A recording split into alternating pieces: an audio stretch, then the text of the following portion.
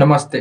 केहू के तो कइला के केहू के सजा मिल गई, लेकिन केहू केहू इतना फड़फड़ाता, केहू केहू इतना उल्टा सीधा बोलता कि का कहल जाओ। अब हम ई बात पर बात करे वाला रहनी है ना, लेकिन करे के पड़ता। बहुत सोचला के बाद हम ई बात पर बात कइले बानी। ठीक बा। केहू केहू ऐसन बा कि उनकर शब्द घोटात नइखे, केहू केहू ऐसन बा कि उनकर मतलब संस्कार उनकर एथी कहा जाता, कुछ कुछ कहला के जरूरत नहीं है। ठीक बा। बाकी एगो बात कइल जाए कि पावर स्टार पवन सिंह के या धुरंधर भैया के एगो गाना रिलीज भइल हुए। गाना के लेके बड़का कंपटीशन लागल हुए। ओइमे एगो तोता जी आउन आ तोता जी आके बक के चल गवन कि पावर स्टार पवन सिंह कबो धुरंधर भैया के नीचे ही रहियन। तो सबसे पहिल का बात एगो ई देख लिया कि एड ठीक बा। अभी 5,02,000,000 रहुए आ तार 5 लाख रहुए, तबे तारा पे 8 लाख हुए। तो एड के बात देख लिया। ठीक बा। ओकरा बाद से जितना लोग है बकचोदी ना रहता लोग, तारा लोग के बकचोदी से भोजपुरी इंडस्ट्री में विवाद बढ़ता। ठीक बा।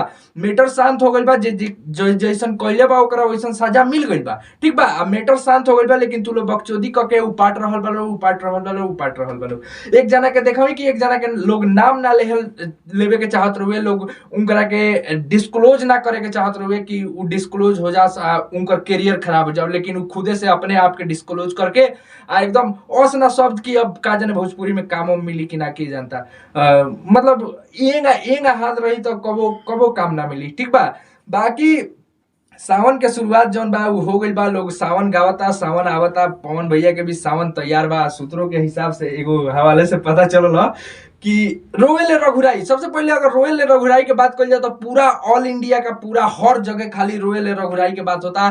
न्यूज पर हर जगह छा गया रोवेले। आज पेपर में आई रहा रोवेले रघुराई के बारे में। ठीक बा। पावर स्टार पवन सिंह के फोटो लगा के और थंबनेल लगा के आई रहा रोवेले रघुराई। यही हवाले में एगो और पता चलता कि केहू एक जना बड़का स्टार के केहू एक जना स्टेज स्टार बोल दिल बड़न कि इनकरा बस के बात नहीं है, इनकरा से कबो ना भाई। ठीक बा। ये सूत्र के हवाले से ही कुल पता चलता। एक और ही सूत्रों के हवाले से पता चलता कि पावर स्टार पवन सिंह के गाना रोवेले रघुराई के कॉपी हो गई बा। भैया सबसे पहले जितना लोग देखा था सबके प्रणाम बा। देखी भोजपुरी इंडस्ट्री में जितना लोग चिल्लात रहा ई अश्लीलता उ अश्लीलता, ए भाई सुधारे के पवन भैया ले निमन केहू नहीं जानत। पवन भैया जितना अच्छा दावा जानते हैं ना भोजपुरी इंडस्ट्री को लाइन पर लाने के लिए, उतना अच्छा कोई नहीं जानता है। अब पवन भैया लाए भी हैं भोजपुरी इंडस्ट्री को बहुत बड़ा जगह पर पहुंचाने में। पवन भैया का बहुत बड़ा हाथ है। अब सब के ढोनी चोली घगरा गावत रहा पवन भैया जैसे रोवेले रघुराई कोइला और भोजपुरी अब हम लोग बता दी कि भक्ति के डिमांड इतना ना ज्यादा हो गइल बनू। सूत्रों के हवाले से एगो बात पता चलल बा और हम लोग बता दी कि पावर स्टार पवन सिंह के जो रोवेले रघुराई गाना रहल, एकरे खानी ना मतलब एकरे माने मुताबिक एकरे खानी नहीं कह सकत, एकरे मुताबिक वो गाना और स्टार अपना इंडस्ट्री के गा दिले बड़े जोन की सावन में आई। सावन में जब वो गाना आई तरुआ सब जरूर सुनब। हमरा ई बात के खुशी बानू दिल में कि पावर स्टार फिर एगो लकीर खींच दले जान तनी का सारा लोग ढोंढी चोली में जुड़ाई रहो। अब पावर स्टार भक्ति में लिया दले, अब सारा लोग भक्ति पर ध्यान दे रहे बा। सूत्रों के हवाले से गौरी बात खबर मिलल बा जान तनी का पावर स्टार फिर रोवेले रघुराई खानी एगो सावन गीत माँ अम्बे फिल्म से देवे जा रहल बड़े। माँ अम्मा से हाँ तो रउआ सब जाके देखी अपन आशीर्वाद दी।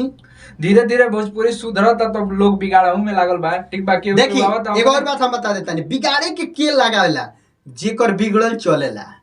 बिगड़ल मतलब अंड संड गाना चलेला। अब नीमन जब भक्ति भजन हो जाई तो इनमें तो गायकी लगी, आ जेकरा लगे गायकी नहीं खे उ तो अंडे बंड गाई नू। अब पावर स्टार पवन सिंह के पावर यही जे देखला, एक जना गाड़ी दे तो आज तक कुछ ना बोले। जैसे पावर स्टार पवन सिंह के मैटर टच भइल, विशाल भैया जाके मिलल एकदम हिट एबीपी न्यूज में आ गइल बा।